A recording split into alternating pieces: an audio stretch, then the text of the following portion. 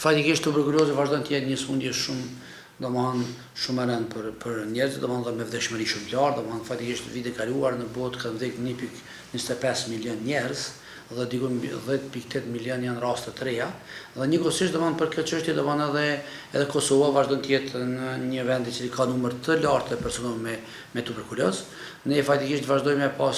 është qujtë për parë dispanzeret, cili tash nuk është i qaruar qysh ka me qenë emri, por është të funksionu në kodët të qendrës kryesore të mjekësisë familjare, i cili bën trajtimin e pacientëve me tuberkulozë, në fakt diagnostifikimin dhe trajtimin dhe përcjelljen e pacientëve me tuberkulozë në këtë region e Prishtinës, dhe vetëm vitin e kaluar ne kemi pas 224 raste të reja me tuberkulozë, për cilëve diku një 53 janë edhe raste që janë zbulu, raste të kontaktit familjare ose njerëz që kanë kontaktuar me ata që kanë tuberkulozë, dhe gjithë ata marrin terapi, bëhet trajtimi, realisht ne kemi të kompletuar edhe diagnostifikimin edhe trajtimin, dhe kështu që po vazhdojmë me dhënë shërbime për këtë sëmundje dhe njëkohësisht edhe informata për mënyrën se si mbrohemi nga kjo sëmundje përmes u infektuar të tjerë dhe njëkohësisht me diagnostikimi sa më hershëm mundësia për trajtim është më e mirë. Prandaj edhe vendi ynë ka nevojë edhe Prishtina, sigurisht ka nevojë të vazhdueshëm që të kemë një dispanzer të tillë me qëllim që të bëhet trajtimi i këtyre pacientëve në një vend caktuar, për arsye se shpërndarja e tyre nëpër qendra të tjera të mjekësisë familjare do të krijojnë probleme, duke pas parasysh se këta pacientë mund të jenë bartë sëmundjes të njerëzit tjerë dhe njëkohësisht bazë takimit që kisha sot edhe me ekipin tonë që merret aty, ata mjoftuan që fatkeqësisht numri më i madh i atyre raste që janë të infektuara edhe viti i kaluar prap ju takojnë grup moshave të reja, që janë dikun 25-20 vjet, e që i bjen që ata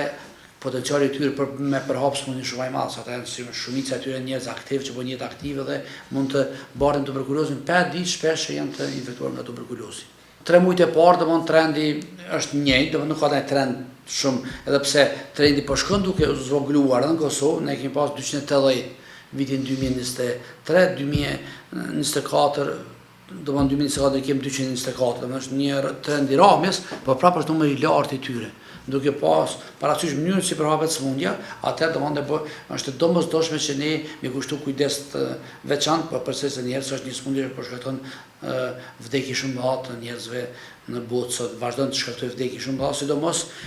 është rritë të njerëzit që janë me HIV/AIDS, të infektuar me HIV virusin, prandaj për këtë arsye besoj që ne duhet të vazhduar luftën me qëllim të zvogëlimit të numrit të rasteve, dhe njëkohësisht do të përmend një problem tjetër shëndetësor që shkakton kjo tuberkulozë është që po krijohet rezistencë antimikrobike, apo rezistencë ndaj terapisë, prandaj kjo e bën të problematike këtë sëmundje dhe vazhdon të jetë problematike sot gjithmonë në botë. Jo, vetë fakti që na kemi ramje të numrit të infektuar, qytetarët që kanë informata. Problematike është që shpesh njerëzit mund të jenë disa kohë, disa javë ose muaj të infektuar dhe mos e dinë që janë të infektuar. Sa shenjat e sëmundjes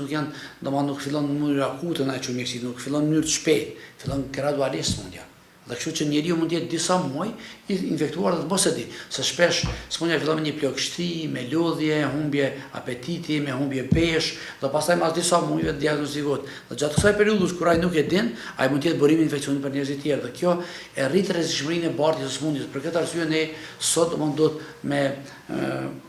do me punu me vepru që sa ma shumë informu njerëzit për këtë problematik, me qëllim që kjo informim krijon mundësi që njerëzit me ditë me dyshu, dhe dyshimi i tyre pastaj krijon mundësi që ta me diagnostiku, nëse janë me tuberkulozë me fillu tretmanin, nëse jo me vazhdu ulëmtimet tjera për cila është problemi tjetër shëndetësor, që ka edhe probleme tjera shëndetësore që mund të bind këtë gjendje me humbje pesh ose me humbje apetiti. Po i përmenda mas pari në përgjithësi pacientë fillim kanë plagështi, lodhje, pastaj është karakteristikë të ta djersitja gjatë natës, që fillon me pas djersitje gjatë natës, pastaj dikur fillon me paraqitet kolli, përveç dispneja, apo pengesa në frymare, që në fillim mund të jetë kur pacienti lëviz, bën ndaj punë fizike, e më vonë që sëmundja avancon mund të jetë edhe gjatë qëndrimit ulur, dhe kështu që pastaj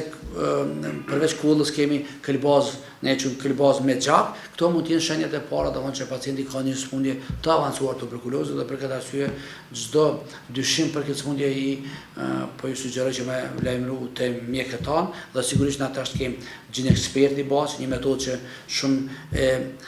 saktë për diagnostikimin tuberkulozë që bëhet edhe në qendrën e mjekësisë familjare të ne, domethënë që është metodë shumë e avancuar, pastaj bëhet edhe rentgeni, domethënë kemi rentgen të veçantë vetëm për këta persona, me qëllim që mos bëj përzim me pacientë të tjerë, dhe sigurisht e kemi edhe ekipin e cila domethënë jep terapinë dhe i përcjell pacientët dhe njëkohësisht bëhet përcjellja këtyre rasteve të dyshimta që kanë pas kontakt gjatë kohës kur ata mendojnë që mund të jenë të infektuar dhe ka mujë me pacientë mund të njerëz të tjerë.